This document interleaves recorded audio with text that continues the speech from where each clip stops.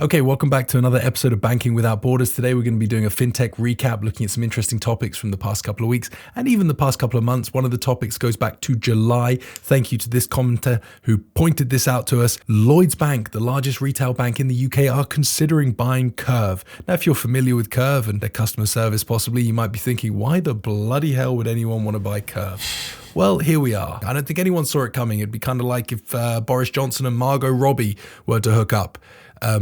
That might make you feel nauseous, but it's potentially going to happen. And Jan and I are going to be discussing why Lloyds would be interested in buying Curve. We also have Monzo, who recently returned to the top spot of the banking customer satisfaction league table run by the Competition and Markets Authority here in the UK. So we're going to look at that. That's an interesting result. And also Monzo are going to be potentially launching mobile plans, following from Revolut, following from Klarna, following from N26. We'll also explore Bunq, who are looking to expand into the US. And then finally, we'll look at Revolut, who just became the biggest bank in Lithuania by asset value. Quite an accolade considering they only launched in Lithuania 5 years ago. Jan is here as always. Buddy, shall we begin by discussing this partnership between Curve and Lloyds, this relationship that I think is pretty shocking? Yeah, absolutely. As you mentioned already, Johnny, Lloyds, which is the UK's largest bank, is in advanced talks to buy Curve, which is a digital wallet,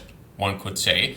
Curve was founded in 2016, and what it does essentially consolidates multiple cards into a single, they call it smart card, which gives you advantages when paying abroad, like zero FX fees. There's also a cashback function and so on. The deal size we're talking about is about 100 to 120 million pounds, which is interesting because Curve, over the history of the company, has raised about 200 million in funding. Never really became profitable. Shareholders. Was it a failure? I don't know. Yeah, well, I mean... And why is Lloyd interested in purchasing it? Yeah, I mean, investors will probably see that as a massive failure. That's going to be a write-down of possibly 100 to 80 million pounds. That's huge. Will it be a failure? I think in the eyes of their CEO, Jan, it might be a failure because this guy said back in I'm going to just take a stab at this, maybe 2019, possibly. He said around that time, he said that within about a decade, they expect to IPO and be worth 50 to 60 billion. I don't know if you saw that quote, but he was talking about being worth billions of dollars in 10 years. So I think in his eyes, he's probably going to think this is a bit of a fail. I imagine for Curve, though, at least based on the current outlook of the organization, this is a bit of a result. Jan, we're talking about a company that's pretty stagnant, arguably more stagnant than Starling Bank. I mean, they have barely innovated since their infancy because they were originally quite innovative. But since then, they've not really been able to take the idea of consolidating multiple cards into one and turning it into something that in 2025 still stands above the likes of Apple Pay and Google Pay. Because I think for a lot of people, you just ended up asking the questions, why the hell do I need this when I have Apple or Google Pay? And they try to fight back that question by saying, look, we can give you cash back. We can give you go back in time, where if you accidentally use the wrong card, you can go and shift it over to a different card. Little niche things like that. But ultimately, if you weren't paying for a premium membership with Curve, the cashback wasn't that advantageous. Nothing really stood out as being that useful or that beneficial. I think the FX features, though, they were initially quite interesting, right? Because in 2016, when there weren't as many challenger banks, FX fees were a common thing, right? You were paying 2-3% when paying with your legacy card abroad, right? That was just a standard thing, and Curve solved that problem quite well. The issue right now is that the market completely shifted. There's so many challenger banks right now that offer zero FX fees, even without a monthly subscription, that there's really no need to be subscribed to Curve anymore, in my opinion. At least I don't see it. I don't see the reason why one should subscribe there. Yeah. There will be people out there that might be able to tell us in the comment section, if you're out there and you've got a decent reason why you're subscribed to Curve, let us know. I personally enjoyed using it, Jan, because Capital One, one of the credit cards that I frequently used, didn't have Apple Pay. So I could use Curve to spend money through Apple Pay on my Capital One card. That was brilliant. but then I stopped using my Capital One card, so I had no use for it. But otherwise, it's difficult for me as well, buddy, to put a reason on why people would want to use it. And there are some really bad red flags at this company. Like if you look at their Trustpilot, I think it's a 2.6, maybe a 2.2, maybe a 2.6. It's definitely worth checking that. 2.9. Okay, I was being harsh. Okay, but that's still pretty low. It's not actually as low as Lloyds Bank, Jan, who I found. I think they have the 1.6. So maybe they're hoping to combine Trustpilot scores to be worth 4.5. Possibly that's the goal of this. But yeah, their Trustpilot is really poor. I noticed some really bad things happening on Glassdoor. Jan, are you familiar with Glassdoor? It's this employee feedback platform, isn't it? So this is a employee of Curve who left this. They work in the customer service department. And this is what they wrote. I'm going to paraphrase and make this really quick. Curve customers will be aware that waiting times for support are incredibly bad. Yes, this is because those in charge at Curve do not support their CX team. They interfere with training, with targets, trying to make everything more and more condensed until the customer experience is a bad one. They push more and more features, which will be an embarrassing failure and not work, causing even more backlog for the CX team as customers get in touch to complain. So what, like if you're trying to make sense of that, Curve are just trying to be innovative, trying to create new products. And as a result, they rush out those products. And as a result, customers try to use them and they have major problems with them and then complain to customer service, who has to then deal with the problems. I'll finish on this paragraph though. We were made to do what they called a blitz, where we worked for 60 hours in the office for a week. We pulled together as a team and worked really hard, clearing the backlog. Rather than congratulating us or offering any positive words, we were then told that our targets have vastly increased, and if we didn't meet the targets, we would lose our jobs. You know what, Johnny? I don't know what's more shocking, that they worked for 60 hours straight or that they called it a blitz. As in what? What do you mean? Yeah, I don't know. Isn't that a bit? Isn't that a World War II? Oh, right. Bit weird. Okay. Bit weird, right? Yeah. That's where it comes from, isn't it?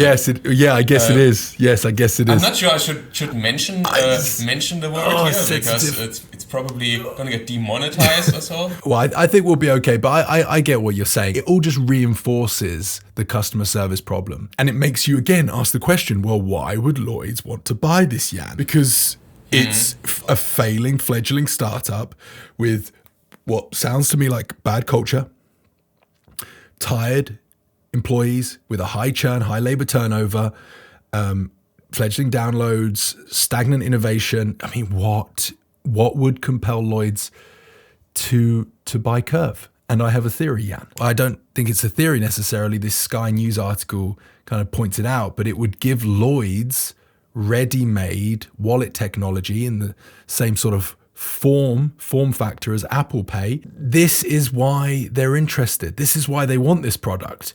And it comes down to essentially Apple's control over Apple Pay and the NFC chips inside the iPhone, which allows your phone to communicate with payment terminals. It's like having a key to a cash register and then renting that key to the banks. Apple then can charge these banks a large amount of money when they process payments through Apple Pay. And right now in the EU and the UK, the regulators are looking at this and possibly looking to say to Apple, no, this isn't okay. You're going to have to give up access to these NFC chips. And the likes of Revolut, the likes of Chase, UK, the likes of Lloyd, perhaps they could have their own sort of tap to pay system inside the app, Jan. And if that was to happen, and Lloyd's already had access to the tech of Curve, well, then they would already have their own Lloyds wallet ready to go at any moment, where possibly they could have like a proper tap to pay system where they could control those chips, Jan, and also possibly charge a fee to any other bank or provider that are using Curve Pay or Lloyds Pay at the time. It's quite interesting. That could be what they're thinking. But how does Curve work? It works on iPhones, doesn't it? Yeah, it works on iPhones, but that's the thing. It works on iPhones, but it works in your Apple Pay. It exists in your Apple Pay wallet, and then on the back end, you select which card you want it to use. So within the app, you select the card that you want it to use, and you just tap to pay through Apple Pay. So Curve have to pay, or whichever bank is connected to your Curve card have to pay Apple still when it gets processed, when the payment gets processed through Apple Pay. Apple Pay are the gatekeepers, and that is a big, big problem. A bank that's not having as many problems as the others right now is Monzo, sitting at the top of the Competition and Market Authority's recent survey into the best banks in the UK, at least 17 of our top banks in the UK here, Jan. Basically, this survey asks roughly 1,000 people if they would recommend their provider. And it looks at stuff like overall service, online and web services, and even overdraft facilities. Monzo just happened to have the best score of 82% of their customers would recommend them. What is interesting, Jan, to me, is that the ones at the bottom, the likes of RBS, Virgin Money and the Cooperative Bank, 49, 50 and 51% of their customers would not recommend their own bank. Like, what? Why are you using them then? Right, that's a fair question. Probably they don't want to go through the struggles of changing all the subscriptions, etc. Which, yeah, I get it. It's annoying. Oh, please. But might be something worth doing if you don't recommend your own bank. It's unbelievable. I just can't. I find that so hard to get my head around. There are a couple of interesting ones, like they have online and mobile banking services where they ask them if they'd recommend their app or their web services, and Monzo just crushed it with 87% of customers recommending it. And obviously, I know that you don't have a huge amount of experience with UK challenger banks, but most of their apps are really good. But Starling were 84%, Monzo were 87%. They're significantly ahead of even Starling Bank. And I think there's a few reasons for that, Jan, but they have a really good community where they roll out products to the community first, collect feedback, and then roll it out wider across the Monzo customer ecosystem. And I think that's been extremely successful for them. So instead of doing maybe the curve approach and rolling things out really aggressively and then having customers complain that nothing works, they are really good at testing stuff. And it's obviously paying off for them. You know, they are doing extremely well. They are expanding rapidly, growing their customer base, and still being able to maintain a really positive rating. Chase UK so dropped off. Is that the main reason why Monzo customers are so satisfied on average? Is it due to the community? Yeah, I think that plays a big part in it. Yeah, and I think there's maybe even a bit of a cultish environment. Like there are people who are incredibly committed to Monzo. To be fair, rightfully so, it is a really good product and quite difficult to criticize. You know, it's quite difficult to say, why on earth would you be into Monzo? You know, maybe cult-like is the wrong terminology, is the wrong word to use, because I think that has a bit of a negative connotation. For sure. Yeah, I'm sure we can think of a few cult leaders that, you know, probably not quite as good or nice or as good quality as Monzo. But yeah, no, I think the community does play a bit of a part in this, Jan. Monzo are also preparing mobile plans, Jan. Did you see this one? Yeah, I have actually, and it's an interesting move, considering that Klarna, Revolut, and N26 have done something similar in the last few weeks. So what I'm asking myself is why so many banks now moving into telecommunications?